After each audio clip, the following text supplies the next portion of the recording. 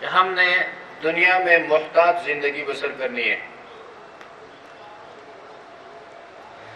بارہا بیانات میں آپ سن چکے ہیں، بتایا جا چکا ہے، مسلمان کی زندگی اور غیر مسلم کی زندگی میں فرق ہونی چاہیے،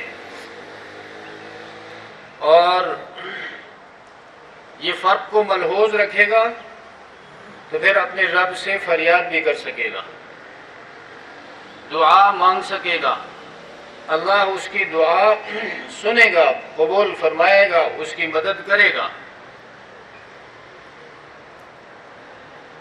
اگر ہماری زندگی اور غیر مسلموں کی زندگی میں کوئی فرق نظر نہ آئے تو پھر دعائیں رائگان جائیں گی، اللہ دعاؤں کو نہیں سنے گا، قبول نہیں کرے گا، اس لیے کہ اللہ کے دوست کی زندگی اللہ کے دشمن کی زندگی میں کوئی فرق نظر نہیں آتا۔ تو امتیاز کی ضرورت ہے۔ یہ ہو نہیں سکتا کہ ہم دنیاوی دوڑ میں کافروں کا پیچھا کر سکے، نہیں کر سکتے، اس لیے کہ وہ صرف دنیا پر محنت کرتے ہیں، تو ان کی محنت کی فوکس جو ہے وہ دنیاوی زندگی، اس کے بعد ان کو کچھ ملنے والا نہیں۔ قرآن خود بھی یہی فرماتا ہے، یعلمون ظاہرا من الحیات الدنیا وهم عن الآخرۃ هم غافلون۔ دنیا کی ظاہری سجاوٹ، ظاہری آرائش وہ لوگ جانتے ہیں اور خوب جانتے ہیں، لیکن آخرت سے وہ بالکل بے خبر ہیں۔ اس دنیا کی زندگی کے بعد بھی ہم نے کہیں جانا ہے،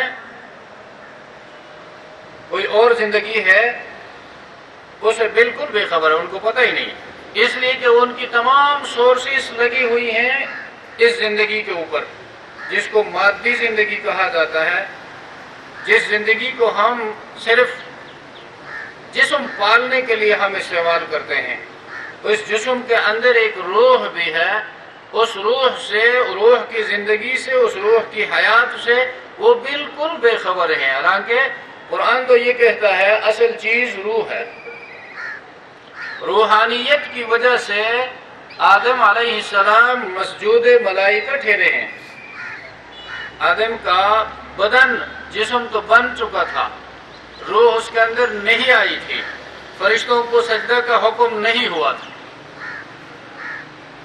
فرشتوں کو حکم کب ملا؟ اللہ نے فرمایا فَإِذَا سَوَّيْتُهُ وَنَفَخْتُ فِيهِ مِن رُّوحِي فَقَعُوا لَهُ سَاجِدِينَ۔ جب میں آدم کو ٹھیک ٹھاک بناؤں اور اس میں اپنی طرف سے روح پھونک دوں، پھر اس کے آگے سجدہ ریز ہو جاؤ۔ اب یہی روح جب بدن کو چھوڑ کر پرواز کر جاتی ہے علیین کی طرف یا سجین کی طرف، اور پھر کبھی اس دنیا میں نہیں آئے گی۔ روح جب بدن کو چھوڑ دے گی تو واپس اس کا آنا نہیں ہے۔ وَحَرَامٌ عَلَىٰ قَرْيَةٍ أَهْلَكْنَاهَا أَنَّهُمْ إِلَيْنَا لَا يُرْجَعُونَ۔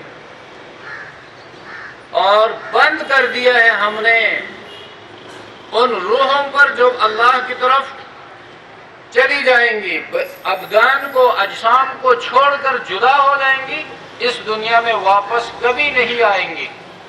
اسی روح بدن سے جدا ہونے کے بعد اس کی دو حیثیتیں ہیں، یہ وہ نیکوکار تھا، دنیا میں مومن تھا، عقیدہ درست تھا، اعمال صحیح تھے، صالح تھے، اس کا ٹھکانہ علیین ہے، مزوں میں ہے۔ وہ دنیا دار التکلیف ہے، مصیبتوں کی جگہ ہے، آزمائشوں کی جگہ ہے، نماز پڑھنا ہے تکلیف ہے، گرمی سردی ہے برداشت ہے، تکلیف ہے، معاشرہ ہے، قسم قسم کے مزاجوں سے واسطہ پڑتا ہے، بردباری کی ضرورت ہے، صبر کی ضرورت ہے، وغیرہ وغیرہ۔ تو یہاں کیوں آئے گا؟ اگر دنیا میں وہ انسان عقیدے کے حوالے سے ٹھیک نہیں تھا، اعمال کے حوالے سے درست نہیں تھا، روح نکل گئی، सिज्जीन पहुंच गई रूह, जंजीरों में है, छोड़ता कौन है? तो ये दो ही हालतें हो गई। इसको हम कब्र की जिंदगी कहते हैं। अल कब्र रोज़तुम मिन रियाज़िल जन्नत, कब्र जन्नत के बागात में से एक बाग है। और हुफ़रतुम मिन हुफ़रिन नार, या जहन्नम के खंदकों में से एक खंदक है। असल कब्र वही है जिसको आलम बरज़ख कहा जाता है। यहाँ पर जो गड़ा है इसमें तो बदन के टुकड़े पड़े हुए हैं, और उन रूह का ताल्लुक, रूह मरती नहीं है, रूह बूढ़ी नहीं होती।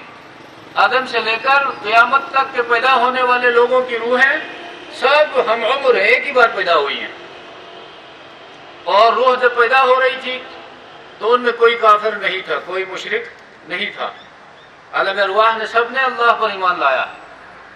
पैदा करके जब उनसे खिताब फरमाया अलस्तु बिरब्बिकुम क़ालू बला, मैं तुम्हारा रब हूं कि नहीं?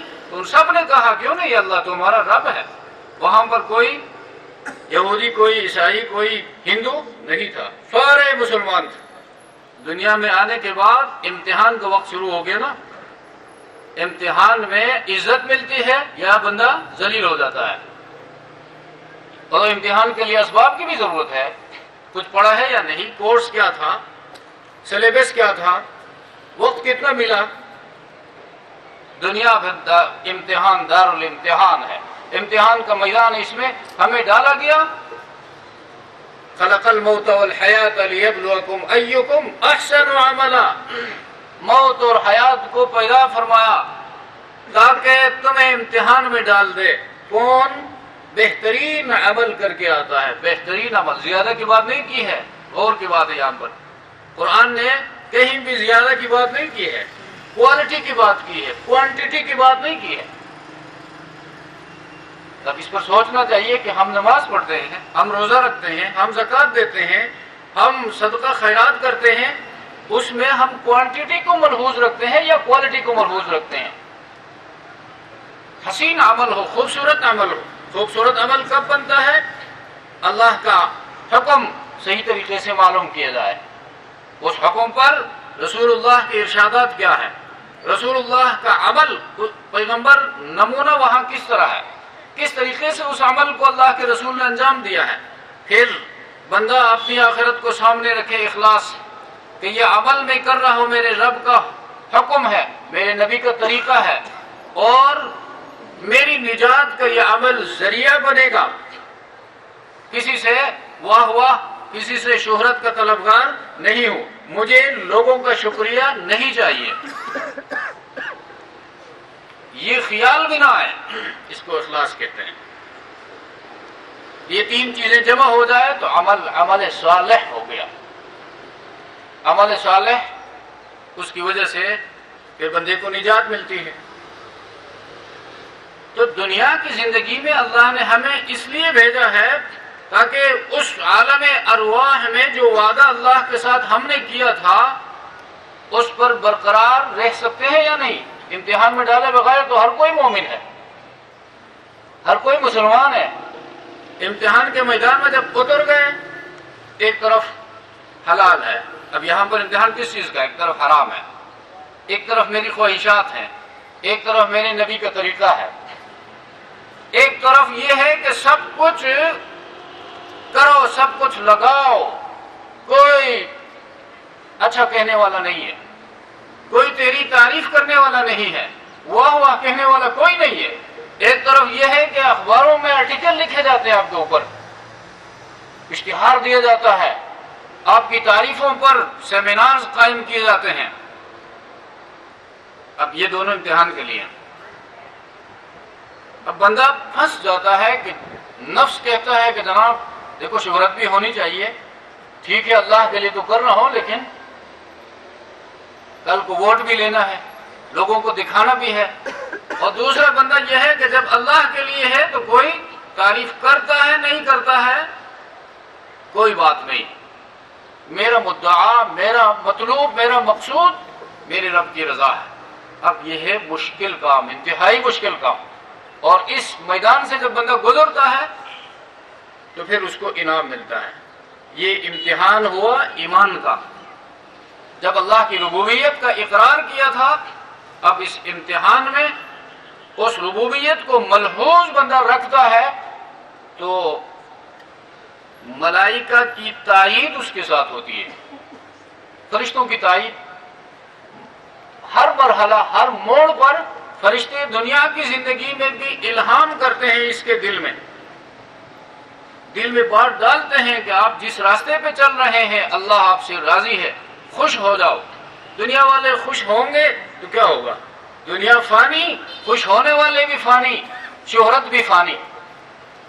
اور اللہ باقی، وہ خوش ہو جائے تو اس کی خوشی، اس کی خوشنودی بھی باقی، اور خوش ہو کر جہاں آپ کو بھیجے گا وہ جگہ بھی باقی. اس پر یقین پیدا ہو جائے تو قرآن کریم یہ کہتا ہے ان الذین قالوا ربنا اللہ ثم استقاموا تتنزل علیہم الملائکہ الا تخافوا ولا تحزنوا وابشروا بالجنۃ التي کنتم توعدون. جن لوگوں نے کہا ہمارا رب اللہ ہے، عالم ارواح میں تو کہا ہے من ربک ربی اللہ الست بربکم.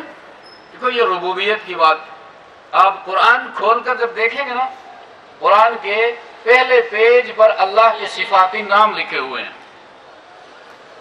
آخری پیج پر بھی. ان میں سے یہ رب نام اللہ کے صفاتی ناموں میں کہیں بھی نہیں ہے، لیکن قرآن میں بار بار ربوبیت کی بات آئی ہے. عالم ارواح میں بھی رب کے بارے میں عہد لیا گیا ہے ہم سے، الست بربکم. دنیا میں جب ہم آئے اعبدوا ربکم، دنیا سے گئے، عالم برزخ کی زندگی شروع ہو گئی. پہلا سوال من ربک، رب کے بارے میں. تو یہ رب اللہ کی تمام صفات کو شامل ہے، رحمان، رحیم، مالک، محیی، ممیت، رزاق، قہار، فتاح، لطیف، جتنے بھی ہیں سب کو یہ رب شامل ہے. اسی قرآن کریم نے ربوبیت کی بات کی ہے. تو جن لوگوں نے کہا ربنا اللہ، ہمارا رب اللہ ہے، کہنا تو دعویٰ ہے، کہنا دعویٰ ہے. ثم استقاموا کی بات کی ہے، اس کے بعد ثم استقاموا، پھر ڈٹ گئے. استقامت، ڈٹ گئے. جس نے کہا میرا رب اللہ ہے مصائب کا شکار ہوگا، تکالیف آئیں گی.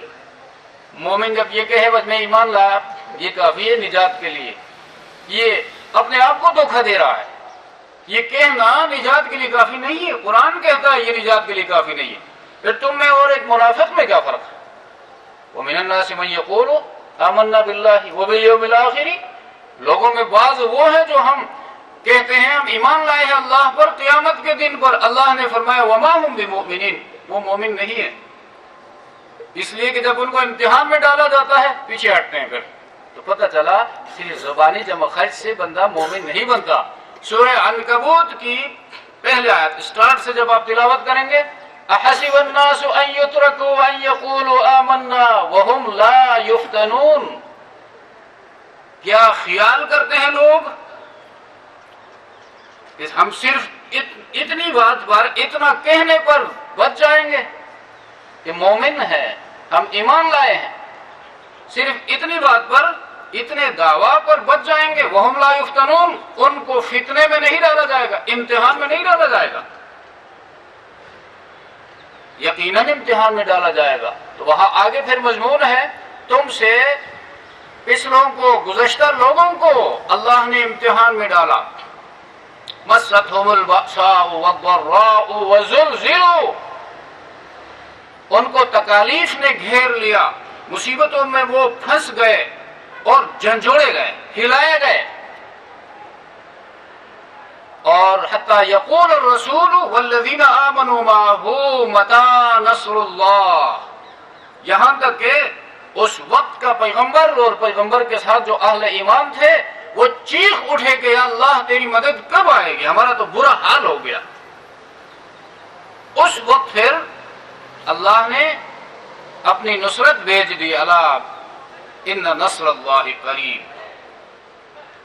یہ کوئی ایمان کوئی معمولی چیز نہیں ہے. جب اس ایمان کی وجہ سے اللہ جہنم جیسی ابدی مصیبت سے نجات دیتا ہے تو وہاں سے اس کا کمپیئر کر کے تقابل کر کے بندہ اندازہ لگا سکتا ہے اس کی کتنی بڑی قدر قیمت ہے. اور ہم نے صرف بس زبان سے ادا ہو گیا, آگے ہماری مرضی, جس طرح نماز پڑھو باقی جو جی میں کرو. یہ ہماری قومی سیرت کا حصہ ہے, ناراض نہ ہونا. بس نماز کے لیے ہم دوڑ کر پہنچنے کی کوشش کریں گے. نماز کے بعد پھر ہماری زندگی کس طرف جا رہی ہے, کیا کر رہے ہیں. نماز میں جھک گئے اللہ کے حضور, رکوع کرو حکم ہے اللہ کا, سجدہ کرو حکم ہے اللہ کا, لیکن یہ بھی تو حکم ہے نا سچ بولو, قولو قولا سدیدا, لوگوں سے سیدھی بات کرو, سیدھی بات کرو, سچی بات کہو, حرام مت کھاؤ.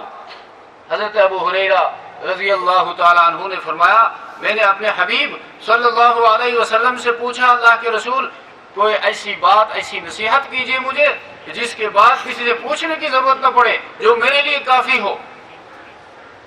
نبی علیہ الصلوۃ والسلام نے فرمایا اتق المحارم تکن اعبد الناس. ابو ہریرہ اللہ کی حرام کی ہوئی چیزوں سے ہمیشہ اپنے آپ کو بچائے رکھو, اللہ کے بہت بڑے عبادت گزار بندوں میں تیرا شمار ہوگا.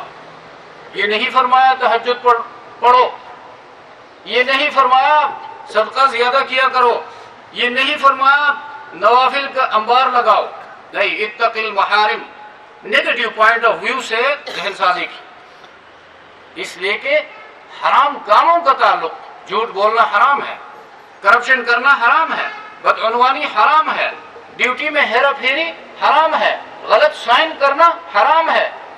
اور یہ کیا استغفر اللہ کرنے سے بندہ بخشا جائے گا؟ نہیں, یہ ذہن سے نکال دو. کسی کے دل کو ٹھیس پہنچا کر, کسی کو مالی نقصان پہنچا کر, ذہنی ٹارچر میں مبتلا کر کے ہم اگر کہیں یا اللہ مجھے بخش دے, تو وہاں سے آواز آتی ہے جس کو ناراض کیا ہے پہلے اس سے بخشش مانگو. وہ بخشتا ہے یا نہیں؟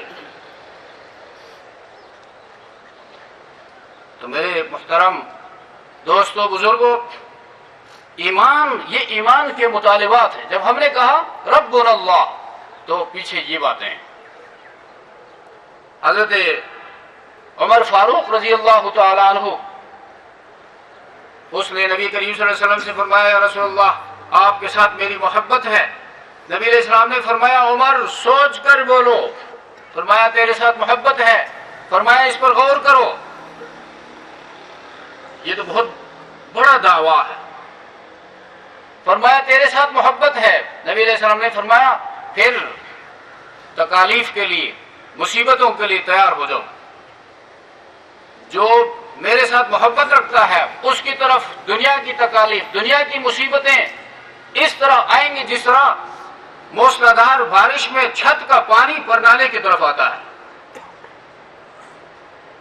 تو دنیا تکالیف کی جگہ ہے, مومن کے لیے آزمائشوں کی جگہ ہے. آزمائش مومن کا ہوتا ہے, منافق کا نہیں, یہ یاد رکھو. منافق مزوں میں ہوتا ہے, اس کی یہی زندگی ہے. کافر عیش و عشرت میں ہوتا ہے, اس کے لیے بس یہی زندگی ہے. اس کے بعد ہمیشہ ہمیشہ کی تکالیف میں وہ پڑے گا, اسے نکلنے کا نام نہیں لے سکے گا. تو ہم جب کہتے ہیں اللہ ہم تجھے مانتے ہیں, تو اللہ فرماتا ہے اس پر استقامت بھی دکھاؤ, حلال پر گزارا کر کے بھی دکھاؤ, میرے احکامات کو فالو کر کے بھی دکھاؤ, میرا صحیح بندہ بن کے دکھاؤ. فادخلی فی عبادی, جو بندے میرے کہلاتے ہیں وہ تمہارے سامنے معیار موجود ہیں. صحابہ کرام معیار دیکھو, ایک ہوتا ہے جائز کام, ایک ہوتا ہے معیاری کام. ہم اگر کسی مفتی سے جا کر پوچھتے ہیں کہ جی مفتی صاحب یہ جائز ہے نہ جائز ہے, ہم نے یہ نہیں فرمایا کہ اس معاملے میں بہترین طریقہ کون سا ہے. جائز اور ناجائز یہ الگ بات ہے, معیاری حیثیت اس کی یہ الگ بات ہے. تو بازار میں جب ہم جاتے ہیں کہ جی دکاندار ہمیں کوئی چیز پکڑا دیتا ہے یہ گزارے والی چیز ہے, اور ہم کہتے ہیں اس سے اچھی کوالٹی دکھاؤ, وہ بتاتا ہے. ہم کہتے ہیں اسے بھی اچھی کوالٹی دکھاؤ, وہ بتاتا ہے. آخر کہتا ہے بھائی اسے اعلیٰ اور معیاری چیز میرے پاس نہیں ہے, یا اس ملک نے کمپنی نے بنایا ہی نہیں ہے. تو اللہ نے بھی ہمارے سامنے ایک جائز راستہ رکھا ہے کہ یہ تمہارا جو باؤنڈری لائن ہے, اس باؤنڈری لائن کے اندر رہو گے بس تمہاری زندگی گزر جائے گی. اور ایک ہے معیاری لائن, اس معیاری لائن کو دیکھنے کے لیے صحابہ کرام کا نمونہ سامنے رکھا اور آنے والے لوگوں سے کہا فَإِنْ آمَنُوا بِمِثْلِ مَا آمَنْتُمْ بِهِ فَقَدِ اهْتَدَوْا. میرے نبی کے ساتھیوں, اگر قیامت تک کے آنے والے لوگ تم جیسے ایمان لے آئے, تم جیسے ایمان لے آئے, ان جیسا ایمان کیسا ہوتا ہے تو ان کی زندگی کو پڑھنے کی ضرورت ہے. قرآن کی روشنی میں صحابہ کی زندگی کو پڑھنے کی کوشش کرو, تاریخ کی روشنی میں نہیں. صحابہ کے ٹھوکر سے تاریخ بنی ہے, تاریخ تو ان کا نوکر ہے. نوکر سے باس کے بارے میں پوچھا جائے یہ تو باس کی بےعزتی ہے. صحابہ کے بارے میں اللہ کی کتاب سے پوچھو کہ وہ کیسے لوگ تھے. محمد الرسول اللہ کی تربیت یافتہ تھے اور ہمارے لیے معیار تھے.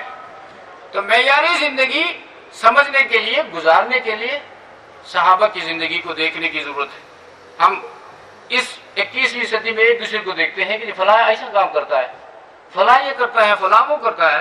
کیا فلاں میرے لیے ترازو ہے, معیار ہے, کرائٹیرین ہے؟ نہیں ہے. تو میں کیسے بچ سکتا ہوں؟ حدیث میں تو نبی علیہ الصلوۃ والسلام نے فرمایا دین کے حوالے سے اپنے سے برتر کو دیکھو, برتر کو دیکھو تاکہ ترقی کرو گے, اللہ کے قریب ہو جاؤ گے. اس لیے کہ خربوزے کو دیکھ کر خربوزہ رنگ پکڑتا ہے. آپ اپنے سے برتر کو دیکھیں گے تو اعمال کا داعیہ پیدا ہوگا, شوق پیدا ہوگا, آگے ترقی کرو گے. اور دنیا کے حوالے سے اپنے سے فیر و تر کو دیکھو, کم تر کو دیکھو, تاکہ اللہ کی نعمتوں کی ناشکری نہیں کرو گے. اس لیے کہ جب ہم یہ دیکھیں گے کہ باہر ہم سے کم حیثیت والے لوگ بھی ہیں, مالی لحاظ سے, جائیداد سرمایہ کے لحاظ سے, تو ہم اللہ کا شکر ادا کریں گے, اللہ مجھے تو بہت کچھ دیا ہے. شیخ سعدی رحمہ اللہ وہ ایک بات جا رہے تھے ایسے گلے شکوے کی کیفیت میں, ایک پیر میں جوتا نہیں تھا اس کا, تو جب باہر نکلا تو ایک بندہ جا رہا ہے, اس کا ایک پاؤں ہی نہیں تھا. اس نے کہا اللہ تیرا شکر ہے, میرا پاؤں تو ہے, جوتا نہیں ہے تو کوئی بات نہیں. تو شکر کلچر کو ڈیولپ کرنے کی ضرورت ہے. شکر کلچر ہماری زندگی میں, یا اللہ جتنا تو نے عطا کیا ہے یہ میری حیثیت سے بہت بڑھ کر ہے, تو بندہ اللہ کے قریب ہو جائے گا, اللہ اسے اور نوازے گا. لئن شکرتم لأزیدنکم, میرے بندو شکر کرو گے, احسان مانو گے میرا تو اور عطا کروں گا, اور بڑھاؤں گا. تو دینی حوالے سے اپنے سے برتر کو دیکھو, دنیاوی حوالے سے اپنے سے کمتر کو دیکھو. تو ایمان جن لوگوں نے کہا ان الذین قالوا ربنا اللہ ثم استقاموا, ہمارا رب اللہ ہے, پھر اس پر ڈٹے رہے, تتنزل علیہم الملائکہ, قرآن کی آیت ہے, ان پر فرشتے اترتے ہیں. دنیا کی زندگی میں بھی, قبر میں بھی, آخرت میں بھی, میدان حشر میں بھی, تینوں مقامات پر اترتے ہیں. دنیا میں اترتے ہیں, تکالیف تو آئیں گی, لازمی بات ہے, لیکن ان تکالیف میں وہ ان کے دلوں پر الہام کریں گے, اطمینان الہام کریں گے, خوشی الہام کریں گے. یہ تمہارے معشوق کی طرف سے یہ تکلیف آئی ہے, تمہارے محبوب کی طرف سے یہ آئی ہے, آخر تم اس کے پاس پہنچو گے. اس کا بہت بڑا ایوارڈ, بہت بڑا اجر و ثواب تیرے لیے تیار کر رکھا ہے. تو بندہ خوشی خوشی اس کو برداشت کرے گا, گلے شکوے کی کیفیت میں زندگی بسر نہیں کرے گا. اور جب قبر میں جائے گا, عالم برزخ کی زندگی شروع ہوگی, تو وہاں پر بھی یہی فیہم الملائکہ اللہ تخافو، خوف کی بات نہیں ہے، اس لیے تو نے رب کو راضی کیا ہے دنیا کی مختصر زندگی میں، اپنی مرضی پر رب کی مرضی کو ترجیح دے کر آئے ہو، حرام کا ارتکاب کر کے نہیں آئے ہو، حلال پر گزارا کر کے آئے ہو، لہذا اللہ تخافو ولا تحزنوا، جو پیچھے رہ گئی ہے اس پر غمگین بھی مت ہو جاؤ، اس لیے کہ اس سے کہیں بڑھ کر تیرے لیے اللہ نے نعمتوں کے انبار لگائے ہیں، تیار کیے ہیں باغ و بہار۔ اور پھر قیامت کے دن میدان حشر میں یہی فرشتے آئیں گے، اللہ تخافو، بڑا سخت دن ہوگا لیکن اس دن تسلی کے لیے یہ فرشتے آئیں گے۔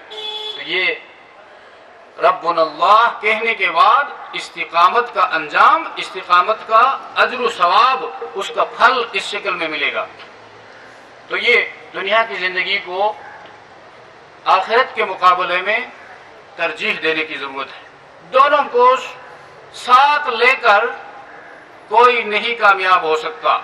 اللہ کے رسول صلی اللہ علیہ وسلم نے فرمایا دنیا کی زندگی اور آخرت کی زندگی کی مثال بالکل اس طرح ہے جس طرح تم میں سے کسی کی دو بیویاں ہوں، سوکن ہے، دونوں کو وہ راضی نہیں رکھ سکتا ایک ہی طرح، ایک کے ساتھ گزارا کرے گا اور دوسرے کو راضی رکھنے کی کوشش کرے گا۔ اب آخرت اور دنیا بھی اسی طرح ہے، اب تمہاری مرضی، عقل اللہ نے عطا کی ہے، دنیا کو ترجیح دیتے ہو یا آخرت کو ترجیح دیتے ہو۔ یہ تو کفار کا دعویٰ رہا ہے کہ جی ہماری زندگی ایسی ہائی فائی زندگی ہے اور یہ ہے وہ ہے، تو قیامت کے دن یہ ان سے کہا جائے گا، قرآن ان کو پیش کرتا ہے ای الفریقین خیر مقاما واحسن ندیا۔ دنیا میں کفار کہتے ہیں کہ جی ہماری مجلسیں زیادہ آباد ہیں، ہماری زندگی زیادہ خوبصورت ہے، اہل ایمان کہتے ہیں وہ زندگی زیادہ آباد ہے جو اللہ کی بتائی ہوئی طریقے کے مطابق، سنت کے مطابق گزرے۔ اور قیامت کے دن یہی اہل ایمان ان کافروں سے کہیں گے اب دکھاؤ کس کی زندگی، کس کی مجلس زیادہ پر رونق ہے۔ تو قرآن کتاب رحمت اس لیے ہے کہ آنے والی زندگی کی پوری تصویر، پورا نقشہ ہمارے سامنے رکھتا ہے۔ تو وقت جو ہے بہت بڑا قیمتی سرمایہ ہے، وقت کو ہم مسلمان وقت کو ضائع کرتے ہیں، ان کی آخرت پر ایمان نہیں ہے غیر مسلموں کو، لیکن اوقات وہ ضائع نہیں کرتے، دنیا کی کامیابی پر اوقات لگاتے ہیں، نظام الاوقات اپنا ترتیب دیتے ہیں، مینجمنٹ کے ساتھ زندگی بسر کرتے ہیں۔ اور ہماری زندگی ہر بندہ سوچ لے کہ صبح کی نماز سے لے کر عشاء تک ہم کیا کر رہے ہیں، اس کا آؤٹ کم کیا ہے۔ حالانکہ یہ شریعت کا حکم ہے کہ صبح اٹھنے سے لے کر، رسول اللہ صلی اللہ علیہ وسلم نے فرمایا کل الناس یغدو، ہر بندہ صبح کرتا ہے، صبح اٹھتا ہے، فبائع نفسہ، وہ اپنے آپ کو بیچتا ہے، اپنے آپ کو بیچتا ہے، اپنے اوقات کو، اپنے منٹوں کو، سیکنڈوں کو، گھنٹوں کو بیچتا ہے، فموتقها او موبقها، بیچنے کے بعد اپنے نفس کو یا تو آزاد کرتا ہے یا تو ہلاکت کے مزید قریب کرتا ہے۔ آزاد کرتا ہے مخلوق کی خدمت کر کے، اللہ کی عبادت کر کے، اور ہلاکت کے مزید قریب کرتا ہے ضائع کر کے، حرام میں مبتلا ہو کر، جھوٹ بول کر، دھوکہ دے کر، بدعنوانی کر کے، یہ اللہ کی نافرمانیاں، ان سے اپنے آپ کو آگاہ کرنا چاہیے، خبردار رکھنا چاہیے کہ دین میرا ہے اور میری نجات کے لیے آپ کے اعمال کافی نہیں ہے، میری نجات کے لیے خود میں نے عمل کرنا ہے، اپنی نجات کے لیے میں نے اپنے عقیدے کو درست رکھنا ہے، اپنے عقیدے کو قرآن اور سنت کے ساتھ ٹیلی کر کے دیکھنا ہے۔ اس کے بعد اگر آپ کسی مسلمان کے ساتھ، کسی نادار کے ساتھ ہمدردی کرتے ہیں، تعاون کرتے ہیں، تائید کرتے ہیں، تو یہ اضافی اعمال ہے جو آپ کے نامہ اعمال میں جمع کر دیے جائیں گے۔ تو جو مختصر صورت میں نے آپ کے سامنے تلاوت کی، سورۃ العصر، اس میں اللہ نے تاریخ کی قسم کھائی ہے، تاریخ کو شہادت میں پیش کیا ہے، والعصر، ہسٹری کی قسم، زمانے کی قسم، ان الانسان لفی خسر، تمام انسان خسارے میں ہے، تاوان میں ہے، گھاٹے میں ہے۔ ہاں الا الذین آمنوا، معیار بتایا کامیابی کا، وہ لوگ جنہوں نے اپنے نظریات کو درست کیا، آمنوا، پیدا کرنے والے کو پہچانا، اللہ پر ایمان لے آئے، वअमिलुस्सालिहात, और नेक अमल किए, सिर्फ आमलों पर गुजारा नहीं किया, नेक अमल भी किए। और वतवासौ बिल हक़्क़ि, उन नेकियों को दूसरों तक भी पहुंचा, हक की वसीयत की दूसरों, दोस्तों को, रिश्तेदारों को, औलाद को, मुताल्लिकीन को, अहबाब को, इसलिए कि उनकी मोहब्बत का तकाजा क्या है। जिस तरह मैं अपने आप को हलाकत से बचाता हूँ, आपके साथ मेरी मोहब्बत का तकाजा यह है, अगर हकीकी मोहब्बत है तो जिस मुसीबत से अपने आप को बचाता हूँ उस मुसीबत से आपको भी बचने की तलकीन करूँ। हकीकी मानों में आपका दोस्त, आपका हमदर्द यही हो सकता है। और जब आप ये काम करेंगे तो मुआशरे में मुख्तलिफ मिजाज के लोग हैं, आपके मुखालिफ होंगे, मफादात वाले आपके रास्ते में रुकावटें खड़ी करेंगे, तो वह तवासौ बिस्सब्र, उस पर सब्र का मुजाहिरा करेंगे, डट जाएंगे, अपना काम नहीं छोड़ेंगे। वह तवासौ बिल हक़ वाला काम हमेशा करते रहेंगे। और जो मुखालिफीन हैं, मद्दे मुकाबिल जो लोग हैं, उनकी तकालीफ को बर्दाश्त करेंगे, सब्र करेंगे, उनसे एराज करेंगे, उनके साथ लड़ेंगे झगड़ेंगे नहीं, बहस मुबाहिसे की जरूरत नहीं होगी, इसलिए कि वो उनके मिशन के रास्ते में फिर रुकावट डालेंगे, रुकावट बनने की कोशिश करेंगे। तो जिंदगी अल्लाह तबारक व तआला ने अता की है, बहुत अजीम नेमत है, लेकिन इस नेमत को अल्लाह की मंशा के मुताबिक हमने लगाना है ताकि हमें कामयाबी हासिल हो जाए, दुनिया की जिंदगी में भी और आखिरत की जिंदगी में भी। अल्लाह तबारक व तआला हम सबको अमल की तौफीक अता फरमाए। नमाज के बाद इंशाअल्लाह प्रोफेसर डॉक्टर नईम खटक साहब दुनिया से रुखसत हो गए हैं, अल्लाह के हुजूर पहुँचे हैं, और उनका जो हक़ हमारे ऊपर है उनके लिए अल्लाह के हुजूर सिफारिश करेंगे, दुआ करेंगे, और ये उनका हक़ है। और हम चूँकि पीछे हैं, ताकि पीछे आने वाले फिर हमारे लिए भी दुआ करेंगे। तो आपसे गुजारिश है नमाज के बाद थोड़ी देर के लिए बैठ जाएं ताकि उनके लिए हम दुआए मग़फ़िरत कर सकें। वाखिरु दावाना अनिल हम्दुलिल्लाहि रब्बिल आलमीन।